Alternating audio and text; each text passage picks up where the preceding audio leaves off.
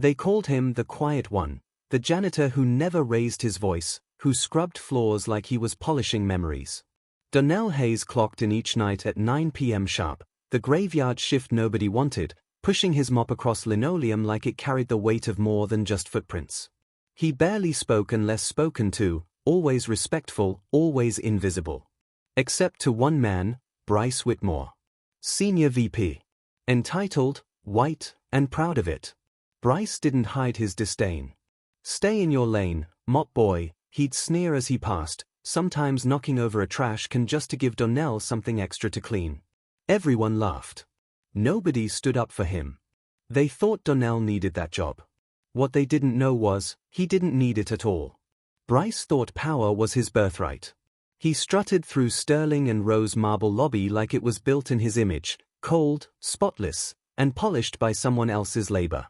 He treated the boardroom like a throne room, ruling with arrogance and a smug grin that said he'd never faced consequence.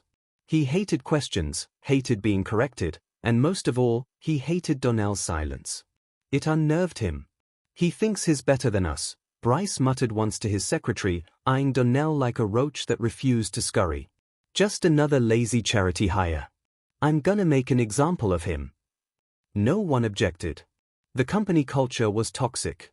Racism was dressed in business casual and weaponized through performance reviews.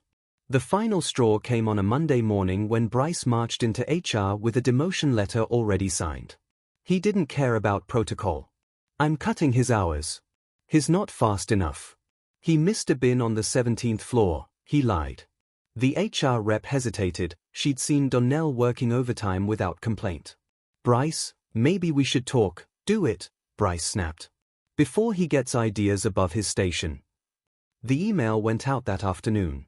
Effective immediately, Darnell Hayes, reduced to part-time janitorial support. No explanation, no meeting, not even a conversation. Just a blindsided insult dressed as policy.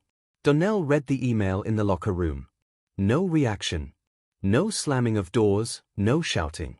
Just a slow, almost imperceptible nod. He folded the paper, tucked it into his shirt pocket, and returned to the 17th floor, this time not to clean. He just stood at the window, gazing out at the skyline. Beneath the reflection of his calm eyes, a storm brewed. The kind no man sees coming until it's too late. 3 days later, everything changed. It began with a memo. Effective immediately, all staff to attend an emergency all-hands meeting. Attendance mandatory. The conference room buzzed like a beehive of confusion. Bryce stood near the front, smug as ever, waiting to hear what new initiative he'd pretend to support.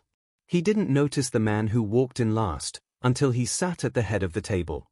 "Good morning," the man said. His voice was smooth, commanding. He was flanked by 2 lawyers and a woman in a tailored blazer holding a thick folder of documents. The man reached for a microphone. "My name is Darnell Hayes. As of this morning, I'm the new majority. ChatGPT. Shareholder of Sterling and Rowe." Gasps rippled through the room. Someone dropped their coffee. Bryce blinked. Laughed. "Is this a joke? Who let the janitor?" "Sit down, Bryce," Darnell said. Calm, but sharp. Like a blade hidden in velvet. "You'll want to hear this." The story spilled like wine over white linen. How Darnell had once been a rising star in venture capital before walking away after a personal tragedy. How he spent years studying companies from the ground up, buying out small firms and flipping them silently. How he recently acquired Sterling and Rowe's largest debt-holding parent firm, then leveraged it to take control. "And I wanted to see who was still left poisoning the soil," he said, his eyes fixed on Bryce. Bryce tried to interrupt. "This is absurd, he's a janitor." "I was," Darnell said. "Because I needed to see the rot for myself. And I found it. In your corner office." The documents were handed out. Bryce's emails. The racial slurs. The falsified reports. A performance review that HR had quietly flagged but was overridden.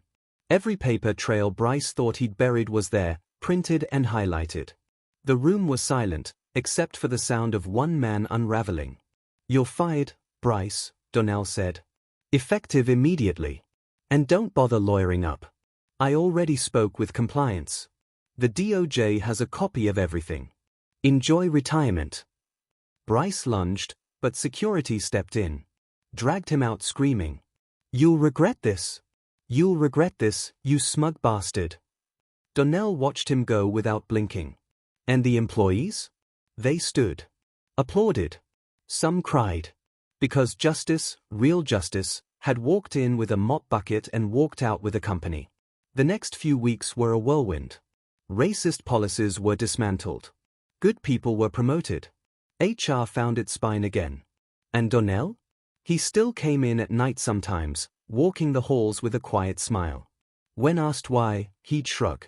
Some things you gotta see for yourself. But one night, long after the lights had dimmed and the city hummed in shadows, Darnell received a letter. No return address. Just one line written in scratchy ink. You took the company. Now let's see what you do when we take your life apart. His fingers tightened around the envelope. Outside, a figure in a dark coat stepped into a waiting car. The driver spoke into a burner phone. The letter burned in Darnell's pocket like a threat stitched from fire and ice. The calm that had settled over Sterling and Rowe since Bryce's ousting now felt fragile, brittle, like a glass poised to shatter with a single touch. Darnell sat alone in his sleek new office, the city lights casting long, distorted shadows on the walls. The silence pressed in around him as he reread the message. You took the company. Now let's see what you do when we take your life apart. The handwriting was familiar, but from whom? He had enemies, sure, but someone close enough to know his every move? Someone with power he hadn't yet uncovered? His phone buzzed. It was Clara, his trusted legal advisor and one of the few people who knew his full story. Darnell, you need to hear this, she said without preamble. The FBI is opening an investigation. They've got intel on a covert group embedded in Sterling and Rowe. They call themselves the Guardians, a shadow faction fighting to keep control over the company, no matter the cost. Darnell's heart raced. Guardians? He echoed. You mean Bryce wasn't acting alone? Clara's voice was grim. Far from it. And they've been watching you. They know you're the threat. The irony hit him like a punch. Bryce, the racist bully, had been the puppet while the real strings were pulled by unseen hands. The very system he sought to dismantle had deeper roots, roots that might reach into every corner of his life. He stood, pacing. The mop bucket he once pushed seemed a lifetime away. But now, the fight was personal. Not just for the company. For his life. That night, as he left the building, footsteps echoed behind him. He quickened his pace. The alleyway loomed ahead, a shortcut home he'd never dared take before. The shadows moved. A hand grabbed his shoulder, spinning him around. A woman stepped into the dim light. Her eyes glinted with cold fire. You're playing a dangerous game, Mr. Hayes, she said. You've inherited more than a company. You've inherited a war. Before he could respond, a car screeched away. She vanished into the fog, leaving behind a single clue, a silver chess piece, a black king. Darnell dropped to his knees, clutching the piece. The battle for Sterling and Rowe was far from over. And now, it wasn't just about justice, it was about survival. Behind the polished glass of his office, a new figure watched the city skyline. A quiet smile the Black King felt cold and heavy in Darnell's palm, like the weight of every secret, every betrayal he had yet to uncover. Days passed in a blur of meetings, legal battles, and whispered warnings. The FBI's investigation was real, but progress was slow, tangled by shadows deeper than anyone had imagined.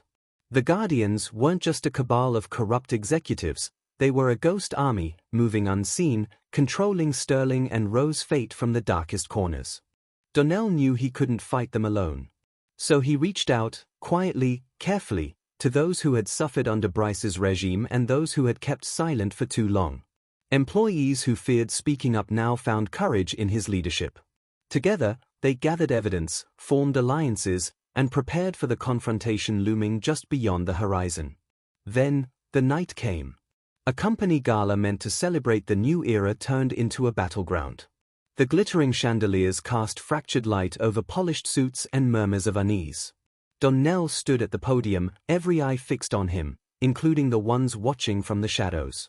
The woman from the alley appeared again, this time stepping into the center of the room, unmasked and defiant. "I am Evelyn Carter," she announced.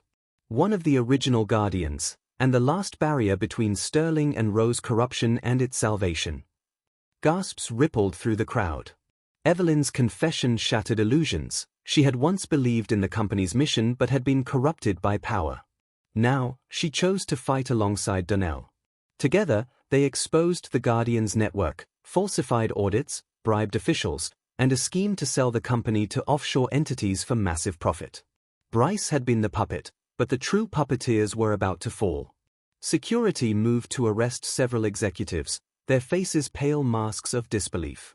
Bryce, now stripped of title and dignity, was dragged away once more, this time with no supporters left to shout in his defense.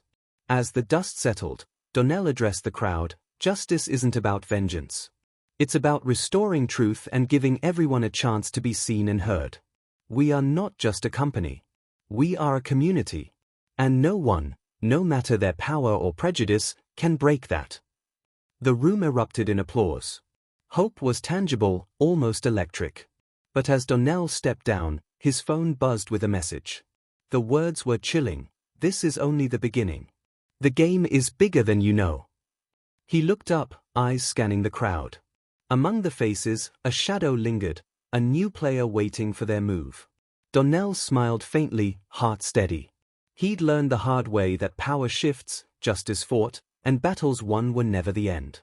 But with every step, he carried a lesson etched deep within him. True strength comes not from the power you hold, but from the courage to stand for what is right, even when no one's watching. And so the board was set, the pieces moved. The war for Sterling and Rowe's soul would continue, but this time, Darnell was ready. Not just as a janitor or a shareholder, but as a guardian of justice itself. Touched their lips.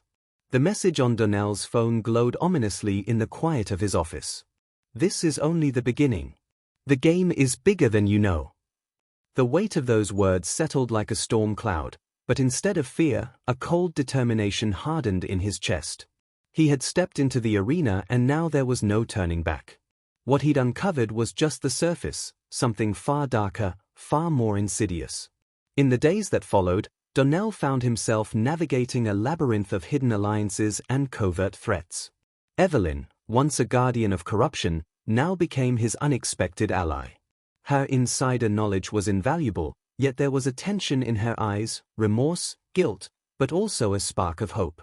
"They built this company on silence," she whispered one evening, her voice barely audible over the hum of the city below. "Breaking that silence is our only weapon." But the deeper they dug, the more they realized the real enemy wasn't a person or a faction, it was the system itself, designed to protect the powerful and punish the vulnerable. Every revelation brought new dangers. Anonymous threats, subtle sabotage, and whispers of betrayal in their own ranks. One night, as Darnell walked alone through the empty hallways of Sterling and Rowe, he felt eyes on him. A figure stepped out from the shadows, the new face he hadn't expected. Calm, composed, yet with an air of undeniable menace. "Congratulations, Mr. Hayes," the stranger said smoothly. "You've stirred the hornet's nest. But the question is, are you ready to face what comes next?" Darnell met the gaze steadily, fists clenched. "I don't intend to run." The stranger smiled coldly, a glint of something dangerous in their eyes. "Good. Because the real game is just beginning."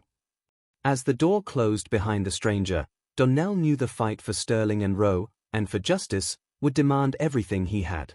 But he would stand. Because now, more than ever, he understood, true power isn't about who controls the board, it's about who's willing to sacrifice everything for the right move. Darnell's breath hung in the cold night air as the door clicked shut behind the stranger.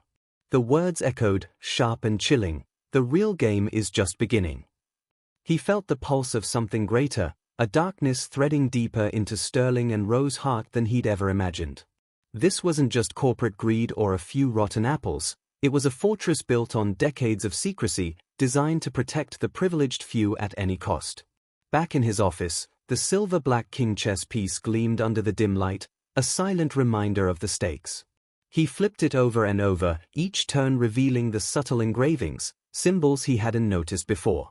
Symbols that matched a mark he'd seen on confidential files Evelyn had uncovered. A secret society, embedded within the company, pulling strings far beyond what anyone suspected. Evelyn's voice came through on the phone, tense but resolute. They're not just guarding money or power. They're guarding control over lives, careers, futures. We need to expose them, but we have to be smart. One wrong move and they'll bury us. Darnell clenched his jaw. He'd come from scrubbing floors and cleaning up after others, but now he was the king on the board, facing unseen opponents who played dirty. Yet, he wasn't alone. His allies, those who had once been silenced, were ready to stand with him. That night, as he stared out over the city skyline, Darnell realized the bitter truth. Justice is never handed down. It's seized by those who refuse to be invisible. And he was ready to fight, no matter the cost. The game had shifted, the shadows had deepened, and Darnell was no longer just the man who cleaned the floors. He was the man who cleaned the house. But in the darkness, eyes watched. And a whisper slipped through the corridors of power, "Checkmate is coming."